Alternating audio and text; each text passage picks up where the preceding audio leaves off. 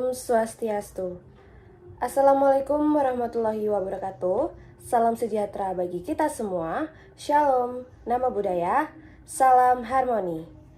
Perkenalkan, kami dari kelompok 2. Dalam mata kuliah Sistem Informasi Akuntansi kali ini, kami akan mempresentasikan materi terkait dengan sistem akuntansi piutang. Namun sebelum itu, izinkan saya memperkenalkan anggota dari kelompok 2. Yang pertama ada saya sendiri, Komang Ratna Dewi dengan NIM 2117051022. Yang kedua ada Rizky Yoga Ramadan dengan NIM 2117051029. Lalu yang ketiga ada I Gede Ngurah Wiradharma dengan NIM 2117051037. Lalu yang keempat ada Putu Tania Werdi Cinargi dengan NIM 2117051044. Dan yang terakhir yaitu ada Muhammad Imam Hanafi dengan NIM 2117051052. Dalam presentasi kali ini kita akan membahas beberapa topik. Yang pertama yaitu prosedur pencatatan piutang, lalu ada prosedur pernyataan piutang, metode distribusi penjualan, dan faktor-faktor yang harus dipertimbangkan. Baik, presentasi pertama akan dimulai dari teman saya. Baik, di sini saya akan melanjutkan presentasi dari teman saya. Yang selanjutnya di sini ada metode pencatatan piutang. Metode pencatatan piutang yang pertama di sini ada metode konvensional, di mana transaksi yang mempengaruhi itu ada transaksi penjualan kredit, ada transaksi retur penjualan, ada transaksi penerimaan kas dari piutang, dan juga transaksi penghapusan piutang. Lalu yang selanjutnya ada metode posting langsung. Nah, pada metode posting langsung ini ada dua, ada metode posting langsung harian dan juga ada metode posting periodik. Yang pertama, di metode posting harian ini ada metode posting langsung dengan tulis tangan dan juga ada posting langsung ke kartu. Dan yang kedua, di metode posting periodik ada posting ditunda dan juga ada penagihan bersiklus. Lalu yang ketiga ada metode posting langsung ke dalam kartu piutang dengan tulis tangan. Nah, jadi dalam metode ini faktor penjualan yang merupakan dasar untuk pencatatan timbulnya piutang diposting langsung setiap hari secara rinci ke dalam kartu piutang. Yang selanjutnya ada metode posting langsung ke dalam kartu piutang dan pernyataan piutang. Nah, dalam metode ini, media ini diposting ke dalam pernyataan piutang dengan kartu piutang sebagai tembusan atau tembusan lembar kedua yang berfungsi sebagai kartu piutang. Lalu yang ketiga ada metode posting ditunda atau delayed posting. Jadi dalam keadaan tertentu, posting ke dalam kartu piutang ini akan lebih praktis jika dilakukan sekaligus setelah faktur terkumpul. Jadi di akhir baru akan diposting. Nah, maka dari itu disebutlah metode posting ditunda. Lalu yang selanjutnya ada metode penagihan bersiklus atau cycle billing.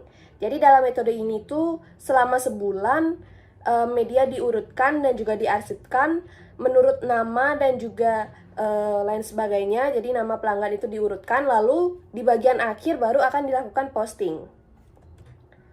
Yang selanjutnya ada metode pencatatan tanpa buku pembantu. Jadi dalam metode ini pencatatan piutang ini tidak digunakan buku pembantu piutang. Jadi yang digunakan itu adalah arsip faktur penjualan yang dijadikan sebagai catatan piutang. Yang selanjutnya ada metode pencatatan piutang dengan komputer. Jadi dalam metode ini itu dokumen sumber yang mengubah piutang dikumpulkan dan sekaligus diposting setiap hari untuk memutakhirkan catatan piutang. Itu dia materi yang bisa saya sampaikan. Mohon maaf jika ada salah kata. Presentasi akan dilanjutkan oleh rekan saya. Nah, sekarang kita membahas tentang materi yakni prosedur pernyataan piutang. Nah, prosedur pernyataan piutang adalah formulir yang menjanjikan jumlah kewajiban debitur pada tanggal tertentu dan dalam pernyataan piutang berbentuk tertentu disertai dengan rinciannya. Pernyataan piutang dapat berbentuk empat jenis, yakni adalah pernyataan saldo akhir bulan atau balance end of month statement. Lalu yang kedua adalah pernyataan satu atau unit statement. Yang ketiga adalah pernyataan saldo berjalan dengan akun konvensional atau running balance statement with convention account. Dan yang terakhir adalah pernyataan faktur yang belum dilunasi atau open item statement. Nah, pada slide selanjutnya saya akan membahas masing-masing dari 4 jenis pernyataan piutang. Nah, jadi pernyataan piutang yang pertama adalah pernyataan saldo akhir bulan. Nah, pernyataan piutang ini hanya menyajikan saldo piutang kepada debitur pada akhir bulan saja. Cara pembuatannya itu sangat mudah dan sangat sederhana, namun tidak memberikan informasi apapun kepada debitur untuk dasar rekonsiliasi dengan catatannya. Jika saldo yang tercantum dalam pernyataan piutang berbeda dengan saldo tercantum di dalam catatannya. Nah, prosedur pembuatan pernyataan akhir bulan itu ada 4 hal yang harus dipersiapkan, yaitu media, kartu piutangnya, pernyataan piutang, dan yang terakhir adalah berisi saldo piutang kepada debitur pada akhir bulan. Jadi pernyataan piutang selanjutnya adalah pernyataan saldo berjalan dengan akun konvensional. Isi pernyataan piutang bentuk ini tidak berbeda dengan pernyataan satuan. Perbedaan di antara pernyataan satuan dengan pernyataan saldo berjalan dengan akun konvensional adalah terletak pada cara posting dan isi catatan piutangnya. Prosedur pembuatan pernyataan piutang saldo berjalan dengan akun konvensional adalah sebagai berikut. Yaitu yang pertama adalah awal bulan diambil formulir pernyataan piutang 1 lembar. Lalu semua transaksi pendebitan dan pengkreditan ke rekening debitur tersebut dicatat dalam formulir pernyataan piutang yang sebagai tembusannya adalah kartu piutang. Lalu pada akhir bulan pernyataan piutang dikirim kepada debitur yang bersangkutan. Lalu pada awal bulan berikutnya diambil formulir pernyataan piutang baru sebanyak 1 lembar dan selama kartu piutang debitur yang bersangkutan belum penuh, pendebitan dan pengkreditan ke rekening debitur tersebut ke dalam pernyataan piutang tetap menggunakan kartu piutang yang dipakai bulan sebelumnya sebagai tembusannya. Dengan demikian, kartu piutang dalam bentuk pernyataan piutang ini dapat berisi informasi mutasi beberapa bulan sekaligus. Hal ini tidak akan terjadi dalam pernyataan piutang satuan yang catatan piutangnya hanya berisi mutasi setiap bulan saja. Nah, metode pernyataan piutang selanjutnya adalah pernyataan faktur yang belum dibayar. Pernyataan piutang bentuk ini berisi daftar faktur-faktur yang belum dilunasi oleh debitur pada tanggal tertentu disertai dengan tanggal faktur dan jumlah rupiahnya. Penggunaan bentuk pernyataan piutang dimungkinkan jika para pelanggan diharuskan membayar jumlah tercantum dalam faktur. Nah, prosedurnya itu sama seperti pada pernyataan piutang yang pertama, cuma yang berbeda adalah berisi di bagian terakhir adalah berisi saldo piutang kepada debitur pada akhir bulan. Baik, segitu saja penjelasan dari saya. Saya kembalikan kepada moderator. Nah, selanjutnya saya akan menjelaskan mengenai distribusi.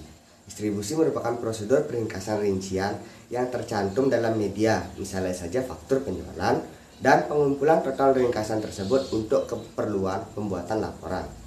Nah, penjualan ini diterapkan dalam distribusi seperti prosedur peringkasan rincian yang tercantum dalam faktur penjualan. Misalnya, hasil penjualan menurut daerah pemasaran dan pengumpulan total ringkasan penjualan menurut daerah pemasaran tersebut untuk keperluan pembuatan laporan hasil penjualan menurut daerah pemasaran.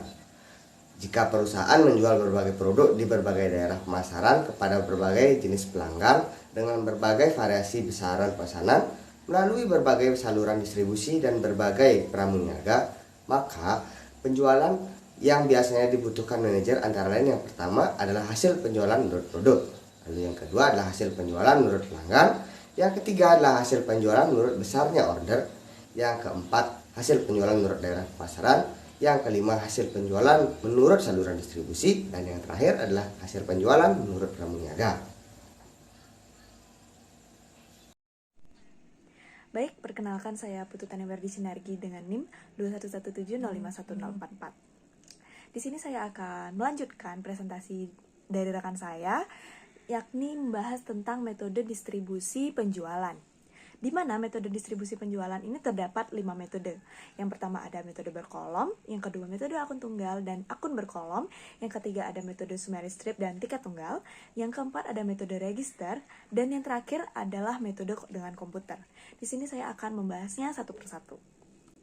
Baik, langsung saja yang pertama yakni adalah metode berkolom. Dalam metode berkolom ini, distribusi data penjualan tersebut dilakukan dengan menyediakan satu kolom untuk setiap unsur dalam setiap klasifikasinya.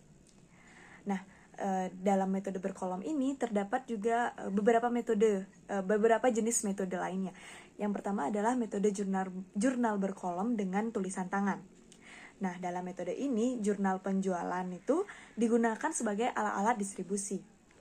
Dalam dalam jurnal tersebut akan disediakan kolom-kolom yang sesuai dengan unsur-unsur klasifikasi yang dibutuhkan atau yang diinginkan untuk dicantumkan dalam laporan penjualan nantinya. Sebagai contoh, jika perusahaan tersebut menjual 4 jenis produk, maka akan dibuatkan 4 kolom sesuai dengan jumlah produknya yang akan atau untuk dicantumkan data-data dari produk-produk tersebut. Yang kedua adalah metode worksheet. Nah, dalam metode ini, jumlah-jumlah kolom yang tersedia dalam jurnal sangat-sangat terbatas. Jika terdapat banyak unsur-unsur klasifikasi, maka tidak akan memadai untuk menggunakan metode ini. Faktor penjualan tersebut akan dicatat ke dalam worksheet yang bersangkutan di setiap harinya. Dan pada akhir bulan, setiap kolom-kolom yang terdapat dalam worksheet tersebut akan dijumlahkan dan hasilnya akan disajikan dalam laporan hasil penjualan menurut jenis-jenis produknya. Yang ketiga adalah metode jurnal berkolom yang diselenggarakan dengan mesin-mesin pembukuan. Nah, dalam metode ini, jurnal berkolom merupakan alas untuk menampung data yang sesuai dengan klasifikasi yang diinginkan untuk membuat laporan penjualan tersebut. Dalam metode ini, jurnal penjualan yang dihasilkan tersebut berasal dari posting transaksi penjualan ke dalam kartu piutang dengan menggunakan mesin. Baik, selanjutnya metode yang kedua adalah metode akun tunggal dan akun berkolom. Nah, penggunaan metode ini tersebut untuk menampung unsur klasifikasi yang banyak. Baik, dalam metode ini setiap unsur klasifikasi yang disediakan dalam satu akun, maka berapapun jumlah unsur yang ada dalam klasifikasi tersebut dapat ditampung dengan adanya metode ini. Maka setiap transaksi dapat diberikan penjelasan sebanyak apapun yang dibutuhkan. Nah, selanjutnya adalah metode summary strip dan tiket tunggal. Dalam metode summary strip, faktor penjualan akan diurutkan menurut klasifikasi yang sudah ditetapkan sebelumnya. Dan jumlah setiap unsur klasifikasi akan dihitung dan dicatat dalam summary strip. Nah, sedangkan dalam metode tiket tunggal, distribusi penjualan tersebut dilakukan dengan mengubah media yang dipakai sebagai dasar distribusi menjadi satu media tunggal. Nah, media tunggal tersebut dapat diperoleh dengan cara yang pertama ada membuat media asli sebagai media tunggal, yang kedua membuat tiket tunggal dari faktor penjualan melalui kegiatan sendiri, dan yang ketiga membuat media tunggal sebagai produk sampingan dalam pembuatan faktur penjualan. Oke, metode yang keempat adalah metode register. Nah, dalam metode ini distribusi penjualan akan dilakukan dengan alat register kas. Register kas tersebut akan dilengkapi dengan 2 register yang memungkinkan setiap hari register kas ini menyajikan jumlah penjualan 2 macam klasifikasi. Dan yang terakhir adalah metode dengan komputer. Metode ini merupakan metode yang paling mudah dalam pelaksanaannya karena hanya memerlukan pemberian kode yang benar terhadap transaksi penjualan yang terjadi. Seperti klasifikasi informasi yang dikehendaki akan tampak dalam laporan. Baik, sekian pemaparan materi dari saya. Saya mohon maaf jika terdapat kesalahan. Selanjutnya akan dilanjutkan oleh rekan saya. Faktor-faktor yang harus dipertimbangkan dalam pemilihan metode distribusi. Di sini ada 3 faktor-faktornya. Yang pertama ini adalah informasi yang akan dicantumkan dalam laporan. Yang kedua, jumlah unsur dalam klarifikasi. Yang ketiga, ini adalah media yang dipakai sebagai sumber informasi. Jadi, 3 ini adalah faktor-faktor yang harus dipertimbangkan ketika memilih metode distribusi. Baik, sekian presentasi dari kami, kelompok 2. Kami mohon maaf jika ada kesalahan dalam presentasi. Kami tutup dengan Param Santi, Om Santi Santi Santi Om. Wassalamualaikum warahmatullahi wabarakatuh. Salam sejahtera bagi kita semua. Shalom, Namo Buddhaya, salam harmoni.